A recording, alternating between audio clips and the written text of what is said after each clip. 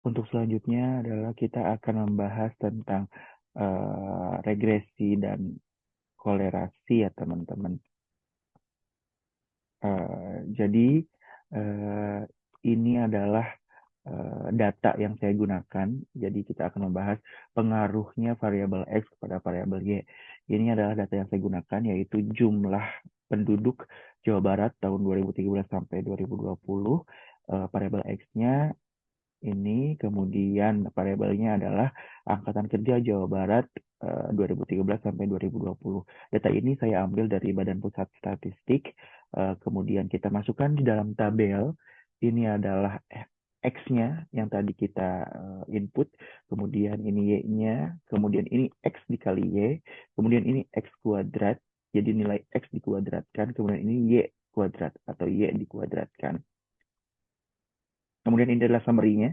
Jadi diketahui N atau jumlah sukunya ada 8, kemudian X bar-nya itu 47,674 itu didapatkan dari eh, sigma X atau jumlah total dari variabel X dibagi dengan N 8 ya kan. Ini kan rata-rata teman-teman. Kemudian ini adalah Y bar juga sama, sigma Y dibagi dengan 8, kemudian ini sigma X-nya diketahui, ini sigma Y-nya, ini sigma XY, ini sigma X kuadrat, dan sigma Y kuadrat. Nah, ini adalah forecasting teman-teman dari X. Jadi, saya meramalkan apabila nilai X-nya 70, untuk nilai Y-nya berapa, gitu kan teman-teman. Nah, ini adalah cara mencari regresi linear sederhana atau Y-aksen dengan rumus B sama dengan N dikali XY, N dikali sigma XY dikurangi sigma X kali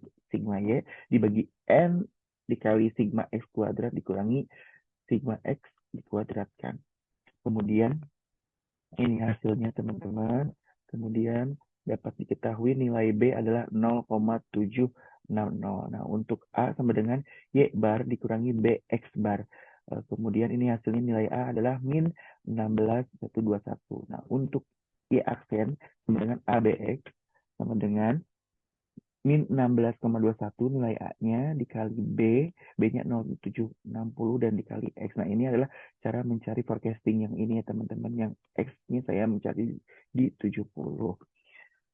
Kemudian ini adalah koefisien korelasi linier dengan rumus R sama dengan N sigma XY dikurangi sigma X sigma Y dibagi N sigma X kuadrat dikurangi sigma X kuadrat N dikali sigma Y kuadrat dikurangi sigma Y dikuadratkan.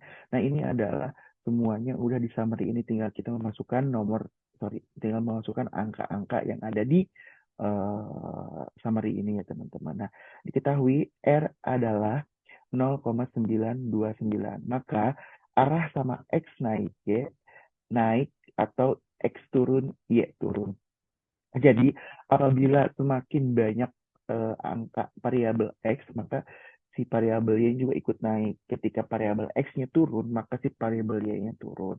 Nah, ini adalah koefisien determinasi R kuadrat. Jadi kita udah mengetahui ini R-nya tadi berapa di 0,9294. Kemudian dikuadratkan, maka hasilnya adalah 0,8638 atau 86,38%. Yang berarti besarnya kontribusi X terhadap naik turunnya Y adalah 86,38%. Sedangkan yang disebabkan oleh faktor lain adalah 13,662%. Maka 86,38% besaran Angkatan Kerja Jawa Barat 2013 sampai 2020 dalam satuan juta dipengaruhi oleh jumlah penduduk Jawa Barat 2013 sampai dengan 2020 dalam satuan juta. Terima kasih. Pembahasan selanjutnya yaitu analisis data berkala. Untuk metode yang pertama adalah metode semi average, di mana saya menggunakan data indeks harga perdagangan internasional atau PI ekspor pada tahun 2022. Sumber dari Badan Pusat Statistik, saya menggunakan data bulan, menggunakan data genap juga, ada 8 bulan dari Januari sampai Agustus. Kemudian untuk bulan dasarnya saya menggunakan di bulan Februari. Kemudian ini datanya sudah dibagi menjadi dua kelompok. Kelompok pertama 4 bulan, kelompok 2 4 bulan juga. Kemudian ini adalah semi total. Semi total itu apa namanya, rata-rata dari kelompok pertama dibagi dengan 4 karena datanya saya adalah sorry, ini adalah total dari keseluruhan harga di kelompok pertama. Kemudian ini adalah harga keseluruhan harga di kelompok kedua. Kemudian ini adalah semi average atau rata-rata dari total semi total dibagi dengan 4. Kemudian ini juga untuk kelompok kedua. Nah, ini adalah untuk tren awal tahun atau Y aksen dengan rumus adalah Y aksen adalah A0 ditambah BX. B dikali X. Nah, untuk A0 ini adalah Y bar. Nah, Y barnya itu saya karena memakai tahun dasarnya di Februari, maka untuk semi average Y barnya saya menggunakan yang 195.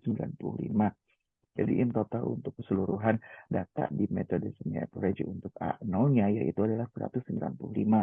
Nah, kemudian untuk mencari B yaitu Y2 Y bar 2 dikurangi Y bar 1 dibagi N. Y bar ini adalah semi average di tahun kedua di kelompok kedua, sorry, dikurangi Y bar di kelompok pertama dibagi dengan N dengan menghasilkan ini 198 dibagi 19 dikurangi 195 dibagi dengan 4 maka menghasilkan 149,675. Nah, untuk Q aksennya atau tren awal tahun karena menggunakan rumus A0 plus B kali X maka sesuaikan dengan ini teman-teman. Jadi A-nya udah diketahui, B-nya sudah diketahui, dan X-nya menggunakan data yang di sini. Nah, di enter, tinggal ditarik. Jadi itu teman-teman. Nah, ini kan saya menggunakan data di 8 bulan. Untuk forecastingnya saya menggunakan di bulan September dengan X yaitu 7 karena di bawah 0 ke bawah itu positif jadi 7.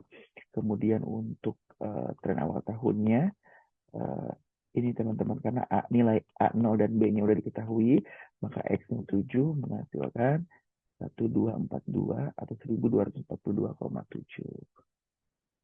Untuk selanjutnya adalah data metode moving average, di mana kita menggunakan data yang sama, terus ini adalah harganya juga sama dengan menggunakan bulan. Ini adalah jumlah bergerak selama 3 bulan. Jadi kenapa ini di tengah-tengah Februari karena kita menjumlahkan dari Januari, Februari, Maret dan simpan di tengah-tengah. Kemudian ini juga sama teman-teman untuk yang kedua itu dari Februari, Maret, April maka disimpannya Maret dan begitu juga untuk seterusnya.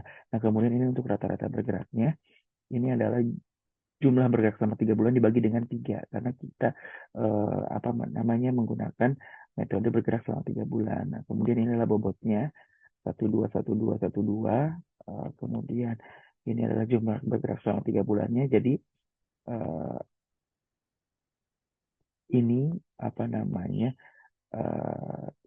sum atau penjumlahan dari 8 bulan Januari, harga bulan Januari dikali dengan bobotnya, kemudian ditambah bulan Februari dikali dengan bobotnya, seperti itu sama teman-teman, maka hasilnya 7732. 773,2. Kemudian ini adalah tinggal tarik aja ke bawah dan hasilnya sama. Kemudian ini adalah rata timbang. Rata timbang yaitu apa namanya jumlah bergerak dibagi dengan bobot. Ini juga dibagi dengan kenapa 5? Karena emang bobot pada bulan Maret itu 2 ditambah 1 ditambah 2 jadi 5. Yang juga ditarik ya teman-teman. Ini adalah metode moving average. Untuk selanjutnya yaitu menggunakan dengan metode S-square dengan menggunakan data yang sama. Ini adalah bulannya, kemudian ini adalah harga Y dan ini adalah waktu. Nah, terus untuk nilai X ini dapat dari mana? Karena ini menggunakan data genap